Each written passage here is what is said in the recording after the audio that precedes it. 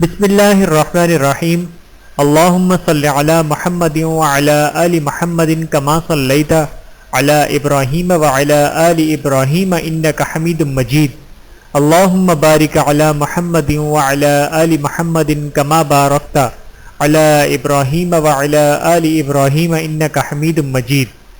بسم اللہ الرحمن الرحیم۔ خواتین، گلشن نبوی صلی اللہ علیہ وآلہ وسلم میں خواتین سے متعلق 100 احادیث مبارکہ صلی اللہ علیہ وآلہ وسلم۔ بسم اللہ الرحمن الرحیم۔ نمبر 1، اسلام کے 5 ارکان ہیں۔ حضرت ابن عمر رضی اللہ تعالیٰ عنہ سے روایت ہے کہ رسول اللہ صلی اللہ علیہ وآلہ وسلم نے فرمایا، اسلام کی بنیاد 5 چیزوں پر رکھی گئی ہے۔ نمبر 1، اس بات کی گواہی دینا کہ اللہ تعالیٰ کے سوا کوئی معبود نہیں اور بلا شبہ محمد صلی اللہ علیہ وآلہ وسلم اللہ کے بندے اور اس کے رسول ہیں۔ نمبر 2، نماز قائم کرنا۔ نمبر 3، زکوٰۃ ادا کرنا۔ نمبر 4، بیت اللہ کا حج کرنا۔ اور نمبر 5، رمضان المبارک کے روزے رکھنا۔ فوائد: مندرجہ بالا 5 ارکان میں سے کسی ایک کا انکار کفر ہے۔ ایسے شخص کے کفر میں کوئی شک و شبہ نہیں اور اس کے خلاف جہاد ہوگا۔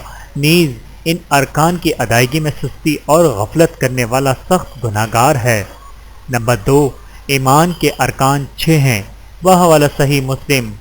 امیر المؤمنین حضرت عمر بن خطاب رضی اللہ تعالیٰ عنہ سے روایت ہے کہ ایک آدمی نے رسول اللہ صلی اللہ علیہ وآلہ وسلم سے ایمان کے متعلق سوال کیا تو آپ صلی اللہ علیہ وآلہ وسلم نے فرمایا، ایمان یہ ہے کہ تم اللہ پر، اس کے فرشتوں پر، اس کی نازل کردہ کتابوں پر، اس کے رسولوں پر، یوم آخرت پر اور اچھی بری تقدیر پر ایمان رکھو۔ فوائد: فرشتوں پر ایمان کا مطلب یہ ہے کہ ان کا وجود تسلیم کیا جائے کہ وہ اللہ تعالیٰ کی مخلوق ہیں اور حکم الہی کے پابند ہیں۔ نیز تقدیر کا معنی ہے اندازہ لگانا۔ اللہ تعالیٰ کو اپنے کمال علم کے ذریعے بندوں کے اعمال و انجام کا بخوبی اندازہ ہے کہ کون سعادت مند ہے اور کون بدبخت ہے۔ ہمیں اچھی بری تقدیر پر ایمان رکھنے کے بعد نیک اعمال کی طرف راغب ہونا چاہیے۔ بعض لوگ مسئلہ تقدیر میں گمراہی کا شکار ہیں۔ ہمیں چاہیے کہ ہم تقدیر پر ایمان لا کر اطاعت الہی اور اطاعت رسول صلی اللہ علیہ وآلہ وسلم کو اپنا شعار بنائیں۔ انشاءاللہ دنیا و آخرت میں کامیابی نصیب ہوگی۔ نمبر 3، اللہ تعالیٰ کہاں ہے؟ حوالہ صحیح مسلم۔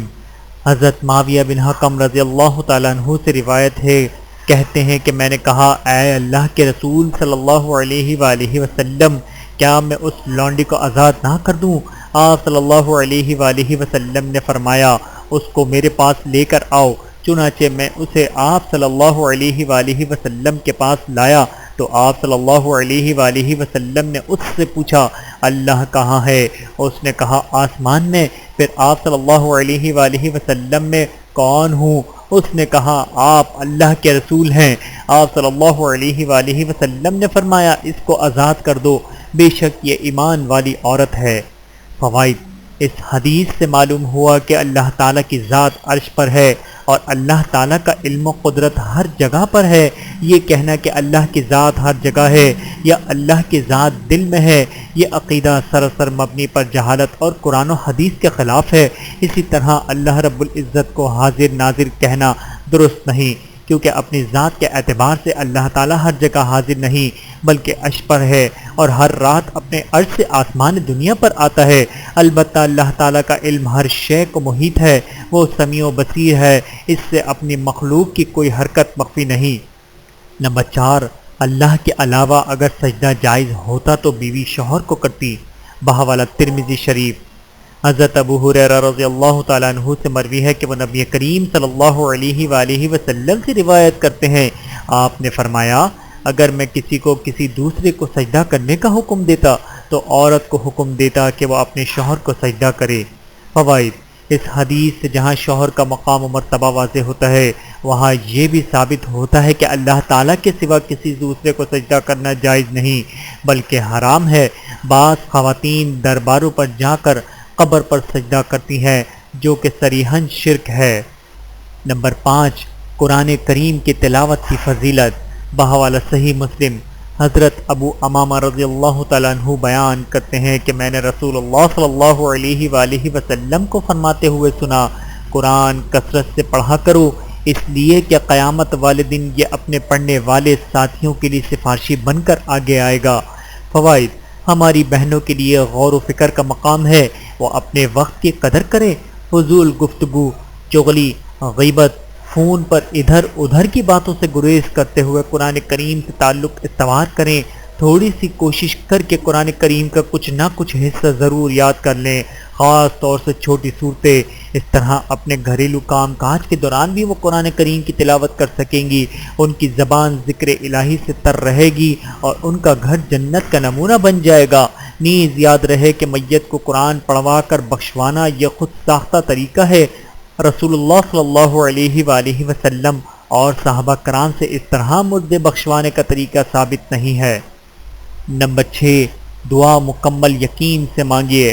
بحوالہ صحیح بخاری، حضرت انس رضی اللہ تعالیٰ عنہ سے روایت ہے کہ نبی کریم صلی اللہ علیہ وآلہ وسلم نے فرمایا، جب تم میں سے کوئی شخص دعا کرے تو اسے چاہیے کہ عزم و یقین کے ساتھ سوال کرے اور یوں ہرگز نہ کہے کہ اے اللہ اگر تو چاہے تو مجھے دے، اس لیے کہ اسے کوئی مجبور کرنے والا نہیں ہے۔ فوائد: دعا مانگتے وقت دائیں بائیں یا آگے پیچھے اپنی نگاہ نہ دوڑائیں، بلکہ یکسوئی اور خشوع و خضوع کے ساتھ نہایت عاجزی سے اللہ تعالیٰ کے حضور دونوں ہاتھ اٹھا کر دلی مناجات کریں۔ جب آپ حد درجہ توجہ، عاجزی، انکساری اور لجاجت سے دعا کریں گے تو اللہ تعالیٰ اسے ضرور قبول فرمائیں گے، کیونکہ وہ تو دعاؤں کا قبول فرمانے والا ہے۔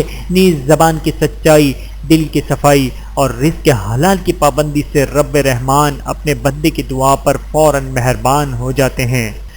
نمبر 7، اللہ تعالیٰ کے علاوہ کسی دوسرے کی قسم اٹھانا حرام ہے۔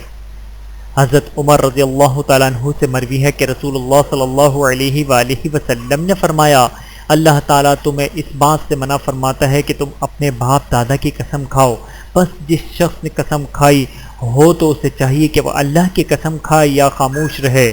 فوائد: اکثر خواتین بات بات پر دودھ پتر کی قسم کھاتی ہیں، اس قسم کی سب قسمیں ناجائز ہے اور حرام ہے۔ قسم صرف اور صرف اللہ تعالیٰ کی ذات کی کھانی چاہیے۔ البتہ قرآن کریم کے قسم میں علماء کرام کا اختلاف ہے، صحیح تر قول کے مطابق قرآن کریم کی قسم کھائی جا سکتی ہے، کیونکہ وہ اللہ کی صفت کلام ہے، مخلوق نہیں۔ نمبر 8، اپنی والدہ کی نظر پوری کرنا۔ ابن عباس رضی اللہ تعالیٰ عنہ سے روایت ہے کہ بے شک سعد بن عبادہ رضی اللہ تعالیٰ عنہ نے نبی کریم صلی اللہ علیہ وآلہ وسلم سے اس نظر کے متعلق فتویٰ پوچھا جو ان کی ماں پر تھی، لیکن وہ اسے پورا کرنے سے پہلے فوت ہو گئیں۔ آپ نے انہیں فتویٰ دیا کہ وہ اپنی ماں کی نظر کو پورا کریں۔ فوائد: میت کو صرف اس عمل کا ثواب پہنچے گا جس کے کرنے کا اس نے ارادہ کیا تھا، نیت پکی تھی مگر بیماری کے پیش نظر نہ کر سکا، بصورت دیگر جس نیکی کا مرنے والے نے کبھی سوچا تک نہ تھا، اس کی طرف سے بعد میں لاکھوں قرآن پڑھوا کر بخشواتے رہنے، اس سے میت کو قطعاً کوئی فائدہ نہیں ہوگا، اور اپنے مردوں کو ایسے بخشوانا خود ساختہ طریقہ ہے۔ البتہ نیک اولاد اگر اپنے ماں باپ کے لیے دعا کرے یا نیکی کا کوئی کام کرے تو اس کا انہیں ضرور فائدہ ہوگا۔ نمبر 9، نبی صلی اللہ علیہ وآلہ وسلم کی محبت کی بھی کچھ حدود ہیں۔ بحوالہ صحیح بخاری، حضرت عمر رضی اللہ تعالیٰ عنہ سے روایت ہے کہ کہتے ہیں کہ رسول اللہ صلی اللہ علیہ وآلہ وسلم نے فرمایا، تم مجھے حد سے نہ بڑھانا، جس طرح نصارہ نے ابن مریم کو حد سے بڑھا دیا۔ میں صرف اس کا بندہ ہوں، مجھے اللہ کا بندہ اور اس کا رسول کہو۔ فوائد: رسول اللہ صلی اللہ علیہ وآلہ وسلم کو عالم الغیب، مختار کل، حاضر ناظر، نور من نور اللہ کہنا یہ واضح طور پر حد سے بڑھانا ہے۔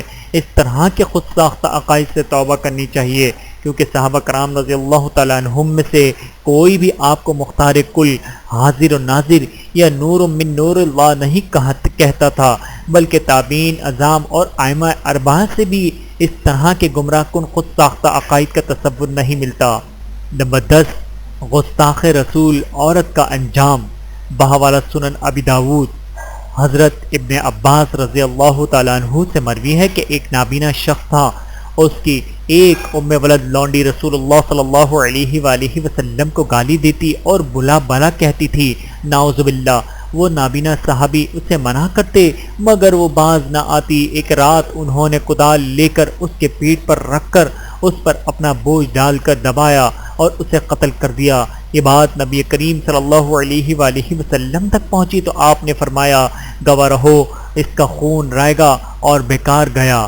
فوائد: گستاخ رسول بلا شک و شبہ واجب القتل ہے۔ خالق کائنات کے محبوب صلی اللہ علیہ وآلہ وسلم کی گستاخی کرنے والے کو اس زمین پر جینے کا کوئی حق حاصل نہیں۔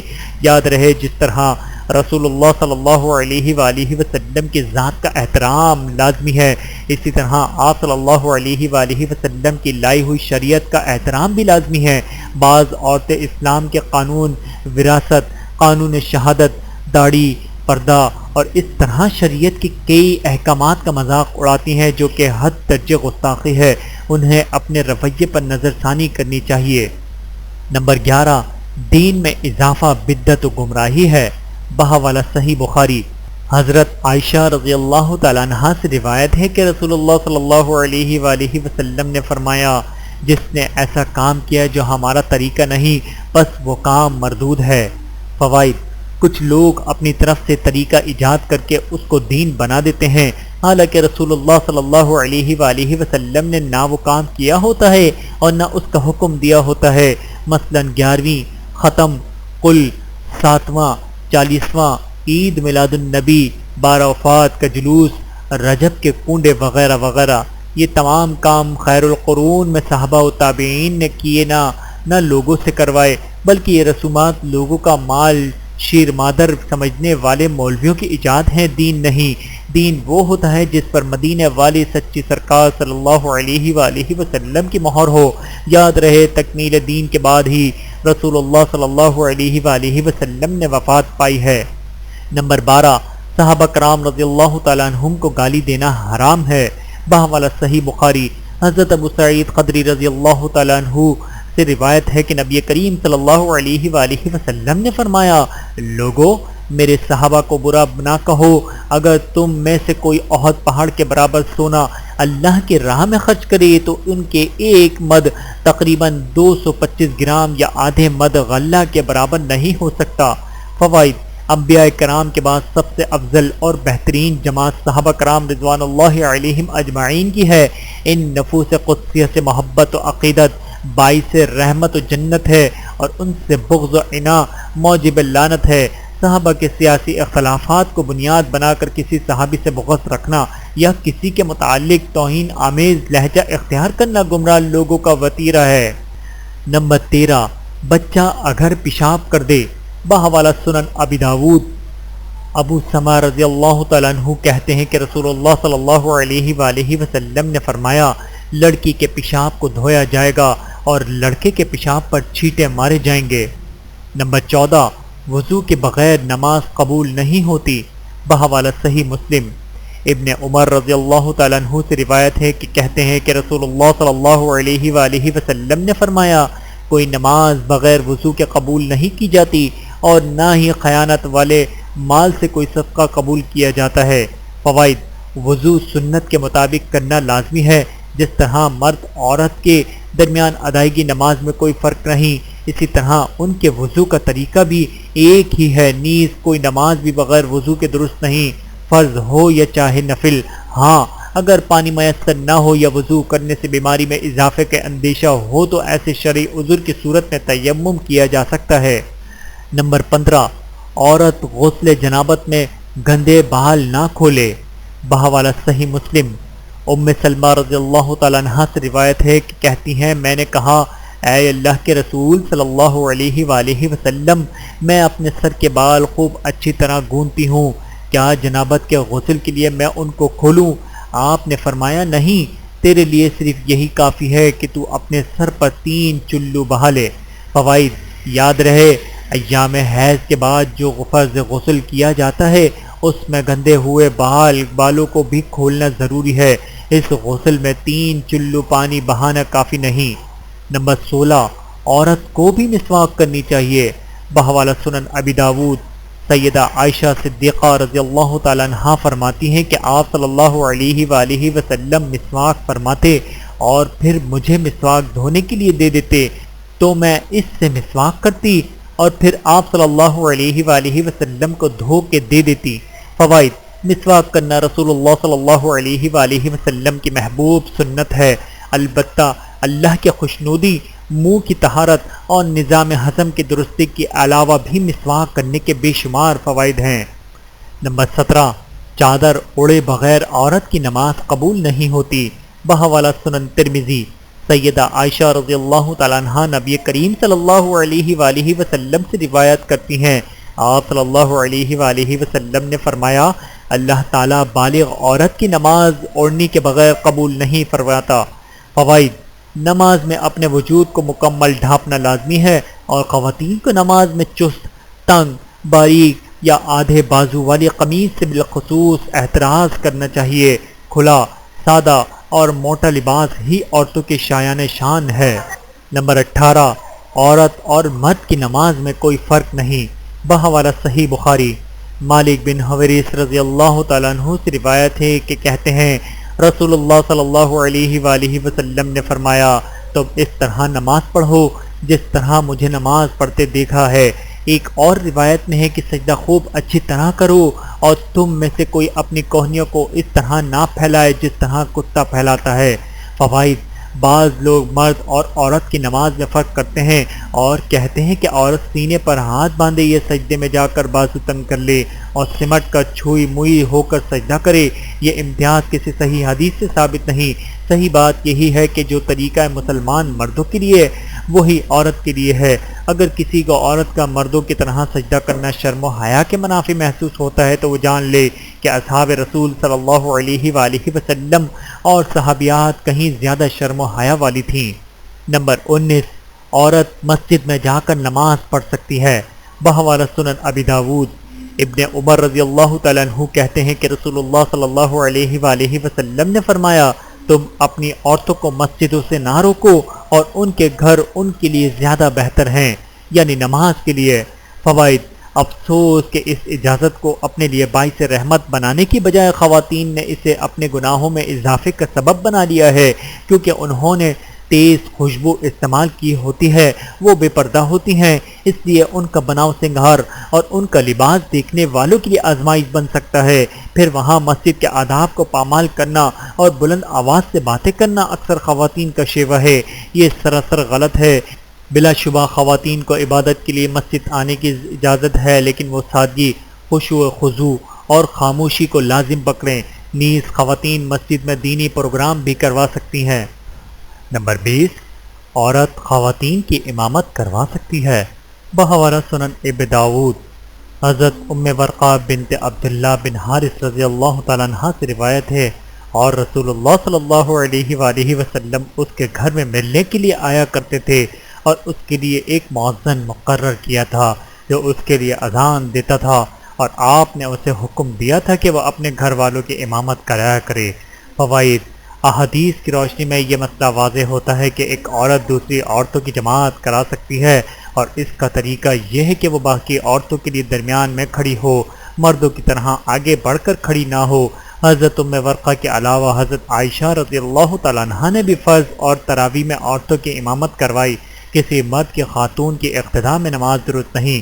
نیز خواتین کے حلقے میں جماعت کے لیے عورت کا اذان اور تکبیر کہنا بھی درست ہے، بشرطیکہ اس کی آواز عورتوں تک ہی محدود رہے اور اکیلی عورت صف کے حکم میں ہے۔ نمبر 21، عورت بھی مسجد میں ہی اعتکاف کرے گی۔ بحوالہ صحیح بخاری، سیدہ عائشہ رضی اللہ تعالیٰ عنہ فرماتی ہیں کہ رسول اللہ صلی اللہ علیہ وآلہ وسلم نے ذکر کیا کہ آپ رمضان المبارک کے آخری عشرے میں اعتکاف کریں گے۔ اس پر حضرت عائشہ رضی اللہ تعالیٰ عنہ نے بھی اعتکاف کی اجازت چاہی تو آپ صلی اللہ علیہ وآلہ وسلم نے اجازت دے دی۔ فوائد: قرآن و حدیث کی روشنی میں صحیح بات یہی ہے کہ عورت کا اعتکاف مسجد میں ہی ہے۔ اب الحمدللہ مساجد میں عورتوں کی عبادت کے لیے تمام سہولیات کے ساتھ باپردہ علیحدہ اہتمام ہوتا ہے، اس لیے مسلمان عورت کو مسجد میں اعتکاف بیٹھنا چاہیے۔ ویسے بھی اعتکاف نفلی عبادت ہے، اس بارے میں کوئی سوال نہیں ہوگا، بلکہ یہ گناہوں میں کمی اور درجات میں بلندی کا سبب ہوگی۔ اس لیے عورتوں کا مولویوں کے خود ساختہ فتوے کی روشنی میں گھروں کے ایک گوشے میں پابند ہو جانا کسی طرح درست نہیں۔ اگر اعتکاف کرنا ہے تو مسجدوں میں کریں ورنہ نہ کریں۔ نمبر 22، امام بھول جائے تو عورت تالی بجائے۔ بحوالہ صحیح بخاری۔ حضرت ابو ہریرہ رضی اللہ تعالیٰ عنہ کہتے ہیں کہ رسول اللہ صلی اللہ علیہ وآلہ وسلم نے فرمایا، سبحان اللہ کہنا مردوں کے لیے ہے اور تالی بجانا عورتوں کے لیے نماز میں۔ فوائد: جب حالت نماز میں عورت کی زبان سے بولنے کی بجائے تالی بجانے کا حکم ہے تو نماز کے علاوہ غیر محرم کے ساتھ بے تکلف سے باتیں کرنا کس طرح درست ہے؟ نمبر 23، ایام مخصوصہ میں عورت کو نماز کی چھوٹ۔ بحوالہ سنن ابی داود۔ فاطمہ بنت ابی حیش رضی اللہ تعالیٰ عنہ کہتی ہیں کہ رسول اللہ صلی اللہ علیہ وآلہ وسلم نے فرمایا، بے شک حیض کا خون کالے رنگ کا ہوتا ہے، وہ پہچانا جاتا ہے، پس جب وہ ہو تو نماز سے رک جاؤ اور جب دوسرا خون ہو تو وضو کرو اور نماز پڑھو۔